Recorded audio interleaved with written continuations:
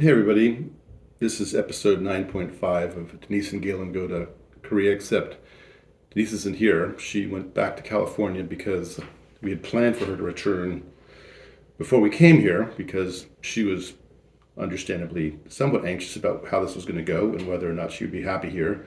And she thought that if she knew for sure she was going to go back and visit the family not too long after we got here, that it would make being here easier. Now, I think she's telling her friends back home, because that's what we've talked about recently, that actually things have turned out really well for us here, better than we expected. And I think she agrees. It's been the adventure that we wanted and all other kinds of things. And being here now, especially maybe with her gone for a few days, it's made me think some more about why we're here in the first place. And we've given different answers about that. And I'm going to explain a little bit about it to you today while I eat my spam and eggs for breakfast. Because spam and eggs are something that, I wouldn't normally eat in the States. I didn't really have any spam until I ate at a Filipino restaurant. But spam's definitely a thing here. When Chuseok was coming around as like the Thanksgiving holiday, they had in the grocery stores displays of spam out as a gift you would give another family or your own family when you went back and visited in Chuseok. And fancy displays of spam. I guess there's some different kinds of spam. I didn't know that you would give as a gift. Not really seen necessarily as that high end. I mean, you can buy it anywhere, but I've actually kind of learned to like it. In some ways, maybe even better than bacon.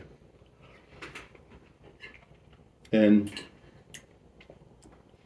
this breakfast is a little bit of a symbol, for me anyway, of why we're here, which is that, it's a little bit like when you go off to college as a 18-year-old or whatever, and which school you go to and why. Now, at that point in our lives, kids now, you think you have to go to college, but obviously that's not really true. And the decision to go somewhere like that, change your life, do new things, learn new things.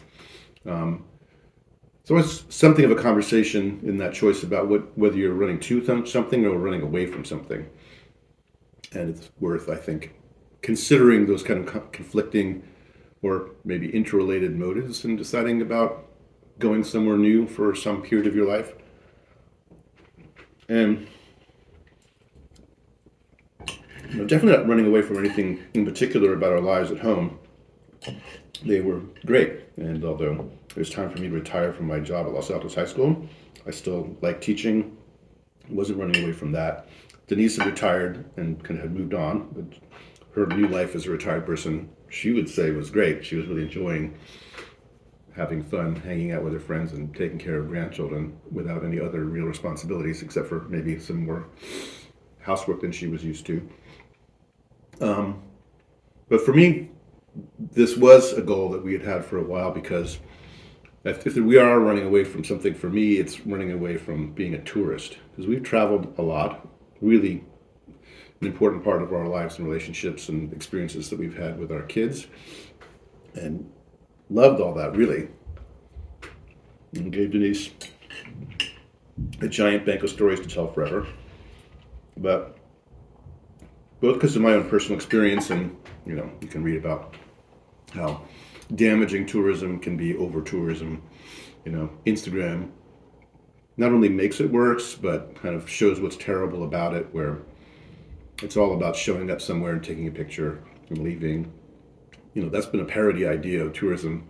I remember even the 70s joke about Japanese tourists coming to California, and they'd be on a bus and they'd get out, take a picture, get back on the bus and leave, which is the extreme version of what's wrong with tourism, but a very real one. And I didn't want to do that anymore. The act of doing it made me uncomfortable, which isn't to say that there weren't meaningful experiences going to other countries and stuff, but I felt like the only way to really have an experience in another place would be really to try and be in the other place. So deciding to find a job was a part of that, because first of all, I guess we could, find somewhere we could live and just be retired there. But I really wanted to feel as much as possible that I was not just a retiree living on the beach somewhere, but doing something that would bring us into the culture and community as much as possible, which, is hard because unless we went somewhere that was English speaking, there's going to be barriers to us really being fully integrated. But it's also, for me, wanting to have an experience of, what so many immigrants have that I've worked with, at least their parents, sometimes the kids, they often ended up in my classroom. When I first started, they were kids that were called boat people from Vietnam, where they were had terrible stories of living in refugee camps in Thailand and literally getting out on a boat, and that whole incredible story. And more recently, people escaping violence and brutal poverty in Central America and crossing rivers and staying in horrible holding pens that our government imposes on people because they want to try and live a better life. So that's not this, but being somewhere where you're, not of the people and having to struggle with language and trying to figure out just the daily routines of, how to do stuff, is part of our experience. We don't have any of the real challenges that a true immigrant has who's having the kind of struggles that I was talking about. But, it's been a big growth experience for us, I think, navigating this. It's been fun. We've had each other as a part of the kind of challenge of figuring stuff out. And, we have this enormous safety blanket of economic security and everything. But I wanted to give us these kinds of challenges, and they've turned out to be great. And the other part of it is, I just love being a part or experiencing new stuff. And for me, really, we have cultural rituals that you see on a daily basis about, bowing versus shaking hands. Or, I came back from playing tennis today with this new group of guys, which is a really good example because in some ways, here I am having breakfast on a Sunday morning after playing tennis with a group of guys at a tennis court nearby, which was my weekend, Saturday, but not Sunday, back in the Bay Area. So if I just kind of recreated my exact same life in a different country, sure, yeah, in many ways. When I go to school, at work, I ride my bike, my e-bike, back and forth. But it's the details that are really vividly interesting, not the big picture stuff for us. We're so fortunate, really, that we can have these experiences where all the little differences about how this group of guys plays tennis on a weekend on a clay court with their little bunker clubhouse where they have beer and makgeolli and smoke cigarettes in the middle of the tennis match. It's different from hanging out with the guys at Menlo Atherton on the hard court where, maybe they'll go out to coffee afterwards. But, what it is for me, and I think this is kind of in some ways the whole thing, it's about art and the art of living and all the little details that are different about how different cultures create the art of living, bowing, handshaking, and also art itself. And so part 2 of this video is going to be about a concert I went to yesterday, which I was sitting there thinking, this whole thing perfectly encapsulates what I'm trying to say about why we're here for a couple of years. So I'll be back in a little bit because my spam's getting cold.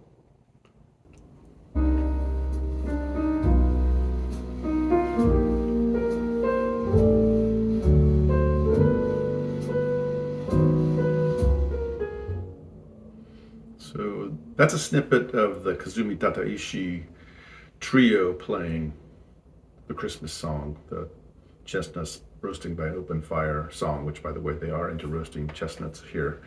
And that's one of the songs that his trio played at the concert I went to last night. And I hope this doesn't end up being like a ridiculous, pretentious story. But went to this concert last night because actually what it was billed as Studio Ghibli music, the Hideo Miyazaki anime Spirited Away, that guy, music played by a jazz trio. And I like the music. It's very kind of romantic, almost melodramatic music in the films, suits them perfectly. I think very jazzable. Japanese composer and Japanese trio. And as we've noted before, Koreans are like really into jazz. It's aside from K-pop, which you hear around. I don't know. That's obviously the circles we run in, but here jazz, especially jazz combos, all the time in coffee shops, any kind of public place where they're playing music. It's usually American jazz. Lots of times Korean musicians. So anyway, I was at the concert last night, contemplating, should I make a video with Denise Gong for the Denise and Galen Go to Korea segment, and listening to this music really did drive home at least an important aspect of what this all means to me. Like I said in segment number one, so much of this has been about the opportunity to see different kinds of art and be a part of a community and experience the art in the way that's different from what we see every day. And jazz has kind of been a little surprise. I mean, I knew that the Japanese have been into jazz for a long time, and in some ways supported American jazz more than Americans did, certainly through like the 60s and 70s and 80s. And last night, listening to the music, so the layers were pretty complicated. So this was a Japanese artist. It turned out to be kind of almost a kids' concert because there were lots of children there singing along and clapping, and doesn't speak Korean. So there was a translator on stage for him to break in between the songs and tell some story which I didn't understand, which is translated into Korean, which I didn't understand. And playing American music, but by a Japanese composer using an African American art form. And then we get to midway through of the Studio Ghibli music, and they break in a couple Christmas songs because it's getting to be that time of year. They do have Christmas trees in the department stores here now, and of course plays the Christmas song, which is written by a Jewish American composer. And it just made me think about, and this is going to be the pretentious rant, it's such an amazing ideal to me that these kind of cross-cultural connections, that people can absorb and love and transform the cultures of other people and make them in a way their own. I mean, I'm sure if you didn't know what was going on yesterday, just listen to the music, you would have thought it was regular old American jazz. The preeminent African American cultural creation, I would say. There's other stuff you could throw into the mix there, but in terms of something that's defined American culture, rooted in African American artists, and spanning now the globe, it's, I don't have to make some kind of specific thing about why jazz, but hearing a Japanese artist playing to a Korean audience, African American music created by a Jewish composer, kind of perfectly embodies the ideal of what being in another country and experience other culture and trying to experience it as much as possible kind of boiled down to. It felt kind of weird.